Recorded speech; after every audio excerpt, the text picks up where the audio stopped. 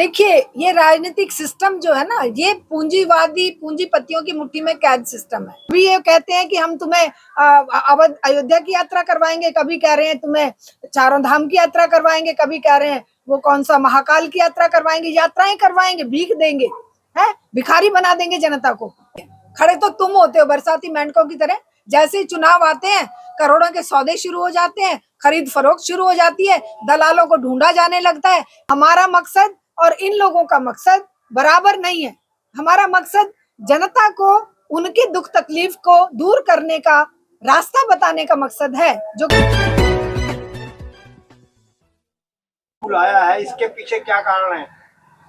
देखिए, हमारे जो चुनाव का दौर चल रहा है दिल्ली में, चुनावी प्रक्रिया इन तथाकथित पार्टियों के लिए जो डेमोक्रेसी का दावा करने वाला सिस्टम है, इसके लिए तो ये एक खेल है। वोट खरीदे जाएंगे, बेचे जाएंगे। वोट नहीं खरीदे बेचे गए तो वे विधायक खरीद लिए जाएंगे। इनके लिए ये खेल है। लेकिन हमारे लिए चुनावी प्रक्रिया का हिस्सा बनना एक तरह से जन आंदोलन के रूप में हमें जनता के साथ जोड़ता है। और चुनावों में उतरने का हमारा मकसद है कि हम जनता को ये समझा पाए कि ये चुनाव जनता के लिए नहीं है, ये केवल पूंजीपतियों के मुखौटे चेंज करने की एक प्रक्रिया है। जो मुखौटा बदनाम हो चुका होता है, जनता जिससे त्राहिमाम करने लगती है, उस मुखौटे को बदलकर दूसरा मुखौटा पहन लिया जाता है। तो इस मुखौटे को बदलने की प्रक्रिया को चुनाव का नाम दिया जा रहा है। और हम ये जनता को बताना चाहते हैं, समझाना चाहते हैं कि भाई, हक अधिकार की लड़ाई लड़े बिना तुम्हें हक अधिकार प्राप्त नहीं होंगे, तुम्हारी समस्याओं का समाधान नहीं होगा।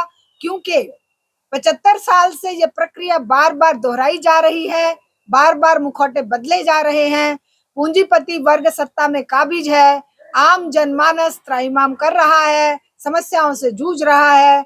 बेरोजगारी की समस्या, कितनी बड़ी जबरदस्त महंगाई की समस्या, शिक्षा का विनाश, नए बिजली कानून, नए काले कानून ऐसे ऐसे लाए जा रहे हैं। प्रेस के लिए भी काले कानून लाए जा रहे हैं, बिजली का काला कानून लाया जा रहा है, किसानों के लिए 3 काले कानून वापस करने के बावजूद भी उनको पिछले दरवाजे से लाने का प्रयास किया जा रहा है। मजदूरों के लिए 4 कोड में बदल दिए 44 कानून। तो ये सब चीज क्या चुनाव के जरिए खत्म होने वाली है? बद से बदतर होने वाली है।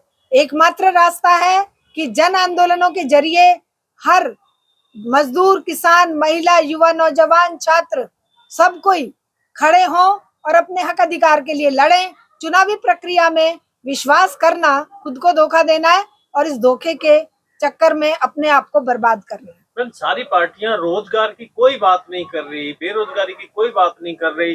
कोई कह रहा मैं 2100 दूंगा, तो दूसरा पार्टी बढ़ के कह रही है 2500 दूंगा। फिर वो कह रहे हैं कि हम बेरोजगार 8,500 रुपए महीने देंगे। मतलब क्या राजनीति इसी तरह से चलेगी? देखिए, ये राजनीतिक सिस्टम जो है ना, ये पूंजीवादी पूंजीपतियों की मुट्ठी में कैद सिस्टम है। और हर सिस्टम जब आता है प्रोग्रेसिव होता है, फिर वो एक मिडल उस पर जाता है और फिर वो पतनशील होता है। तो आज ये सिस्टम बिल्कुल पतनशील है, मरणासन स्थिति में, और समस्याओं के समाधान की बजाय ये समस्याएं खड़ी कर रहा है। ये सिस्टम चाहता है कि शिक्षा ना दें, हम लोगों को शिक्षित ना करें, राजनीतिक चेतना ना दें, हम लोगों के हक अधिकार की बात उनको समझ में ना आ जाए, इसीलिए उनको भिखारी बना दो। रोजगार नहीं देंगे, सम्मान पूर्वक जीने के लिए रोजगार चाहिए, बच्चों को एजुकेशन चाहिए, महिलाओं को सुरक्षा चाहिए, मजदूरों को उनका वेतन चाहिए, हमारे किसानों को उनकी फसल का मोल चाहिए। इनमें से कोई भी चीज ये सिस्टम नहीं दे सकता, वो लोग दे नहीं सकते। इसलिए वो क्या कहते हैं कि भाई, हम तुम्हें भीख तो दे सकते हैं, क्योंकि भीख कहाँ से देते हैं? हम टैक्स पेयर का पैसा, वो दुनिया भर में कहीं पर भी 48% टैक्स नहीं है, भारतीय 48% टैक्स पे कर रहे हैं। उस टैक्स के पैसे को भीख के रूप में, उसका 1-8% भीख के रूप में फेंक देंगे। किसानों का उगाया 5 किलो अनाज बांटने का 80 करोड़ लोगों को बुलावा दे देंगे, 2500 देंगे, 2100 देंगे, बिजली पानी फ्री देंगे। अभी मैं एक घर में कल गई थी, वो बहन बता रही थी 25,000 बिजली का बिल आया है। 25,000 सोचिए, बोली 15,000 पहले भरा था, उससे पहले 10,000 भरा था, और बोला 35,000 अब बिल आया है। 35,000 कोई सोच के देखे, इस पूरे LIG में भी इतना पानी कंज्यूम नहीं होता है। ऐसे ही बिजली का हाल है। किस बात की फ्री की बात कर रहे हैं, और क्यों फ्री देंगे? फ्री तीर्थ यात्राएं करवा रहे हो, उनके बच्चों को रोजगार नहीं दे रहे हो। वो माए, वो बाप, वो बेचारे मतलब रोटी को मोहताज हो रहे हैं, क्योंकि पेंशन तो खत्म कर दी है। कभी ये कहते हैं कि हम तुम्हें अवध अयोध्या की यात्रा करवाएंगे, कभी कह रहे हैं तुम्हें चारों धाम की यात्रा करवाएंगे, कभी कह रहे हैं वो कौन सा महाकाल की यात्रा करवाएंगे। यात्राएं करवाएंगे, भीख देंगे, है भिखारी बना देंगे जनता को। उनको सम्मान पूर्वक जीने का अधिकार नहीं देंगे।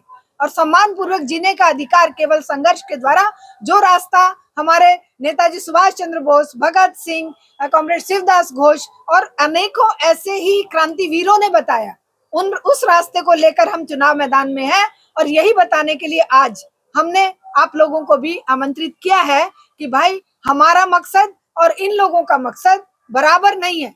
हमारा मकसद जनता को उनके दुख तकलीफ को दूर करने का रास्ता बताने का मकसद है, जो कि चुनाव के हम लोग कहते हैं अच्छा मैडम आप चुनाव में खड़े हो, हम कहते हैं नहीं भाई, हम तो हमेशा खड़े हैं। चुनाव तो आ गया तो चलो इसमें इसको भी हम इनके सामने चैलेंज प्रस्तुत करते हैं कि देखते हैं जनता को हम कहां तक अपने साथ जोड़ पाते हैं। हम कभी बैठते ही नहीं है, खड़े तो तुम होते हो बरसाती मेंढकों की तरह। जैसे ही चुनाव आते हैं, करोड़ों के सौदे शुरू हो जाते हैं, खरीद फरोख्त शुरू हो जाती है, दलालों को ढूंढा जाने लगता है कि इस क्षेत्र में कौन दलाल है जो हमारी सारी वोट एक जगह डलवा देगा, उसको हम इतने लाख रुपए दे देंगे, इतने करोड़ दे देंगे, इतनी शराब की पेटियां दे देंगे। एक छोटे से अभी काउंसलर के पीछे इलेक्शन हुए थे, उसमें मैंने सुना कि 10 लाख की शराब बटी है। कितना छोटा एरिया होता है काउंसलर का। इसी तरह से अब ये विधायक के में तो करोड़ों की बटेगी। ये शराब का ठेका हमारी इधर ये दीवार हमारे साथ लग रही है, शराब का ठेका यहाँ पर 10 या 15 साल से लोगों का जीवन नरक बनाए हुए। जनता फ्लैट का शराब का ठेका 8 महीने धरना देके हमने बंद करवाया है। गलियों का, नालियों का, सड़कों पे खत्ता पड़ा हुआ था एलआईजी, उसको हमने धरना देके, मतलब हर चीज के लिए हम जन संघर्ष करते हैं। और धन्यवाद हमारी इस जनता को जो हमारे उस संघर्ष में हमारा साथ देती है। और हमारी पार्टी एसयूसीआई कम्युनिस्ट एकमात्र ऐसी पार्टी है जो इस तरह की समस्याओं पर जन आंदोलन खड़ा करते हुए लोगों को रास्ता बताती है। इनके पैरों में लौटने के लिए, भीख मांगने के लिए नहीं कहती है। लेकिन मैम यही बात तो केजरीवाल जी भी कहकर आए थे कि हम भ्रष्टाचार मुक्त करेंगे। देखिए, केजरीवाल के लिए कोई विचारधारा उसके पास नहीं थी। हमारे पास सदियों से जांची परखी हुई विचारधारा, जिस विचारधारा ने मानव मात्र को, आज आप क्या सोच रहे हैं, ये जो पेंशन स्कीमें हैं, ये जो सोशल सिक्योरिटीज हैं, ये जो मेडिकल सुविधाएं हैं, वो जो 44 मजदूरों के कानून थे, ये क्या पूंजीवाद ने ऐसे ही दे दिए थे? संघर्ष के द्वारा प्राप्त किए थे। और वो संघर्ष किसने शुरू किया? वो मार्क्सिस्ट आइडियोलॉजी के चलते, जब कार्ल मार्क्स ने ये घोषणा की कि ये तुम्हारे पिछले जन्मों का कर्म नहीं है, ये इस व्यवस्था का परिणाम है, इसलिए इस व्यवस्था के खिलाफ लड़िए। जब वो लड़ने के लिए खड़े हुए, क्रांतियां हुई विश्व में। सोवियत रूस में क्रांति, रशिया था उस समय, सोवियत रूस में क्रांति हुई, चाइना में क्रांति हुई। उस क्रांति ने जब पूरे इस पूंजीवाद को दहला दिया, तब इन्होंने समझौता किया कि इनको टुकड़े फेंको कि ये क्रांति के लिए तैयार ना हो जाए, ये राजनीतिक चेतना से ओतप्रोत ना हो पाए। इनको जितना हो सके इनके अपने रोटी रोजी और भिखारी बना के इनको भीख देते रहे। केजरीवाल भी उसी का हिस्सा है। केजरीवाल ने भी वही किया, कहा भ्रष्टाचार खत्म करूंगा। भ्रष्टाचार कहाँ से करेगा भाई? कोई रास्ता तूने बताया? तूने कहा खुद भ्रष्ट है, और तूने कहा कि आइए जनसंघर्ष करें, आइए मजदूरों की आवाज उठाएं। कहा लोकपाल लोकपाल लोकपाल। लोकपाल का क्या हुआ? और क्या तुम्हारे भ्रष्टाचार उन्मूलन का हुआ? तुमने केवल टुकड़े फेंके और थाली खुद चट कर गए हैं। तुम हजारों करोड़ का शीश महल बना रहे हो, एक राजमहल बनाकर 12 एकड़ की उसमें रह रहा है बंगलों में, वहीं पे हाथी हिरन और गाय पाल रहा है। और एक तरफ ये काली बस्ती में देख लीजिए, लोगों के सर पे छत भी नहीं है। ये ऐसे वाले फ्लैक्स को सर पे रख के रात को सो रहे हैं। वो बारिश आती है तो पूरा पानी उनके नीचे से गुजर जाता है। मोदी जी बोल रहे हैं हमने देश का विकास किया, दिल्ली का विकास करेंगे, आप उसको कैसे देख रहे हैं? हाँ, बहुत बड़ा विकास किया है। देखिए, वो मणिपुर जल रहा है, उधर आप बेरोजगारी का हाल देख रहे हैं। हरियाणा में सबसे ज्यादा बेरोजगारी है, जहाँ इनकी 10 साल से सरकार है ना। होर्डिंग पोस्टर लगाने में तो कुछ खर्च होता नहीं, टैक्स पेयर के पैसे को उड़ाते हैं। कहीं 8,500 करोड़ के विमान खरीद लेंगे, कहीं अपना 20,000 करोड़ का बंगलो बना लेंगे। जो चीज नहीं करने की है वो करेंगे, लेकिन जो रोजगार की बात है वो नहीं उठाएंगे। मैडम, केजरीवाल कर रहे हैं हमने जितना वादा किया था सारा पूरा कर दिया, अब कोई वादा हो तो बताइए। हाँ, उन्होंने 15 करोड़ बैंकों में भेज दिए, 15 लाख हर एक के खाते में चले गए। केजरीवाल ने कहा कि हम बिजली पानी फ्री देंगे। वो बिजली पानी के अभी मैंने बताया ना 35,000 बिल आया हुआ है, और जो पानी आ रहा है वो सड़ा हुआ। 3-4 साल से पूरी दिल्ली को खोद के डाला हुआ है, पूरी दिल्ली खोदी हुई है कि हम यहाँ पे पानी। दिल्ली को पेरिस बना दिया है उन्होंने। दिल्ली को पेरिस बना दिया, सैकड़ों स्कूल बंद कर दिए, 350-400 एमसीडी के स्कूलों पे ताला लग चुका है, मर्ज किए जा चुके हैं। उधर ये जो दिल्ली सरकार के, दिल्ली एडमिनिस्ट्रेशन के स्कूल है, किसी को नहीं पता है। कोई बीजेपी, कांग्रेस या बीएसपी, एसपी कोई आवाज नहीं उठा रहा। चंद्रशेखर आवाज भी नहीं उठा रहा कि स्कूल कहाँ गए, हमारे सैकड़ों स्कूल क्यों बंद कर दिए। मैडम, केजरीवाल कर रहे हैं, मोदी से तो केवल केजरीवाल लड़ रहा है, बाकी तो सब चुप है। हम तो नहीं कह रहे तुम लड़ो, हम तो कहते हैं जनता के हक अधिकार के लिए तुम जन आंदोलन के जरिए हमारी समस्याओं का समाधान करवाइए। अगर आप लड़ने की बात करते हैं तो जनता को एकजुट करने का काम करिए ना।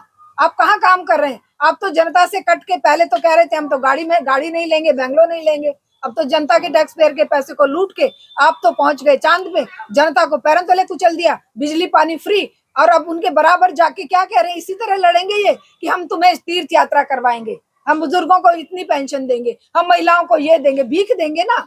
ये तो नहीं कह रहे कि तुम्हारे बच्चों को, डीटीसी के कितने कंडक्टर ड्राइवर बेचारे, कितने हमारे सफाई कर्मचारी, कितने हमारे डॉक्टर्स, कितनी हमारी टीचर्स, हजारों लाखों की संख्या में ठेके पे काम कर रही हैं। ये देगा ये देगा केजरीवाल? इसके लिए वायदा किया था, इसके लिए 10 साल पहले इनको लेकर जनता आई थी। जनता को गुमराह किया जा रहा है। और ये जो कह रहे हैं कि हम मोदी से लड़ेंगे, मोदी से लड़ेंगे नहीं, मोदी के बराबर एक जो जहर की खेती है तू कर रहे हैं, जय श्री राम, हम कर रहे हैं जय हनुमान। ये लड़ रहे हैं ये। वो एक सवाल है कि ये सारी पार्टियां जो दिल्ली में लॉलीपॉप दिखा रही हैं, उन्हें हराने के लिए आपके पास क्या रोड मैप है? देखिए, हम नहीं हराएंगे, ये जनता हराएगी। जनता की राजनीतिक चेतना जब उस उच्च स्तर पर पहुंच जाएगी, जब इनको ठोकर मारेंगे, हमें लॉलीपॉप नहीं चाहिए, हमें पूरी थाली चाहिए। हमें एक टुकड़ा फेंक के तुम कह रहे हो कुत्ते की तरह दुम हिलाओ हमारे आगे पीछे, नहीं, हमारी पूरा थाली पे हक है।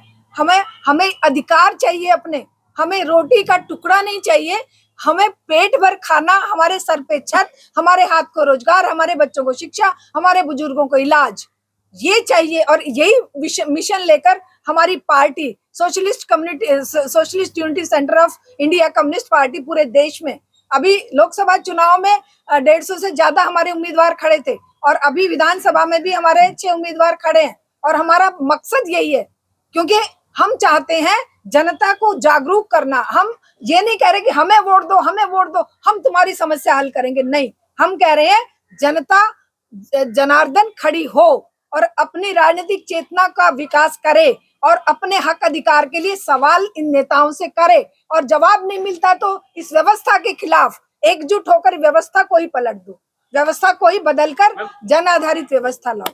हम 3 मेन पार्टी मीडिया हाईलाइट कर रही है, और तीनों एक ही विचारधारा की हैं। तो जब या तो वो जीते, चाहे आम आदमी जीते, चाहे कांग्रेस जीते, चाहे बीजेपी जीते, एक ही विचारधारा की है, जिसमें उद्योगपतियों का सपोर्ट होता है। और उद्योगपति कह रहे हैं कि 1 हफ्ते में 90 घंटे काम करवाओ। एक उद्योगपति कह रहा है मुझे अफसोस है मैं संडे में काम नहीं करवा रहा हूँ, और आप मजदूरों की बात कर रहे हैं, तो कैसे लड़ पाएंगे आप? अरे इनसे पूछिए ना, वो अंबानी का जो कई 100 किलो का वो बेटा है, वो कितने घंटे काम करता है? पूछिए ना इनसे। इनके अपने अडानी की बीवी, वो जो प्रीति अडानी, वो कितने घंटे काम करती है? इनसे पूछिए ना, इनके बेटे फॉरेन में क्यों बैठे हुए हैं? ये हमारे बच्चों को 90 घंटे जानवर हैं क्या?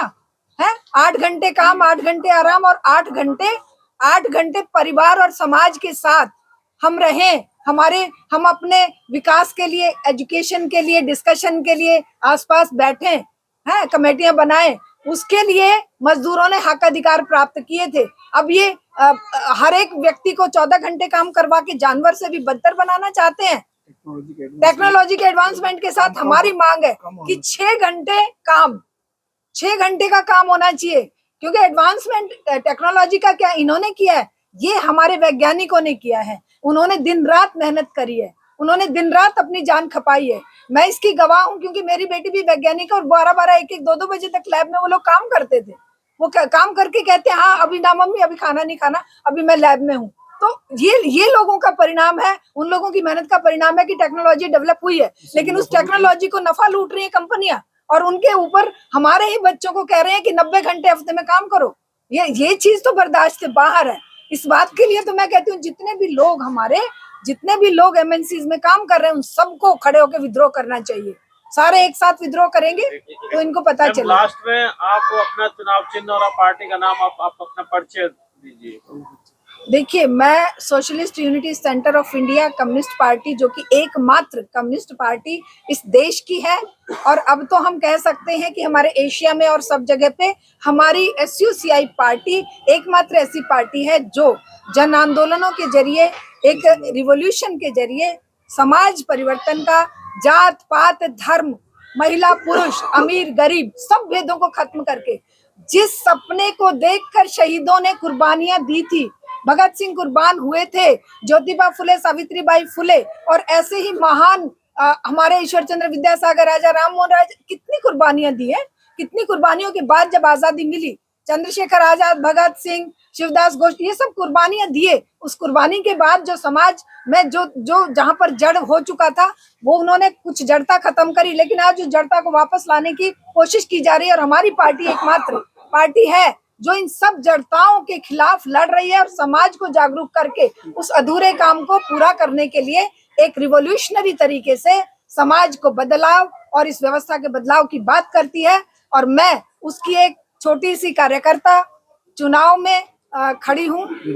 विधानसभा के, दिल्ली विधानसभा के विकासपुरी विधानसभा क्षेत्र से टॉर्च का सिंबल हमें मिला है, और 31 हमारी AC असेंबली कॉन्स्टिट्यूएंसी 31 में है। और हम लोग केवल जनता के बीच में जाकर उनकी समस्याओं को, उनके अंदर राजनीतिक चेतना लाने के लिए, उनके बच्चों की शिक्षा के लिए, रोजगार के लिए, महिला सुरक्षा के लिए, शराब के ठेकों के विरोध में आंदोलन करते हैं और आंदोलन लगातार करते रहेंगे। और आज भी इस चुनाव के माध्यम से भी, चुनाव को भी हम एक आंदोलन का रूप समझते हैं। इसको आपसे आग्रह है कि आप इसको लगातार इस हमारे मिशन को पूरा करने में हमारा सहयोग करेंगे।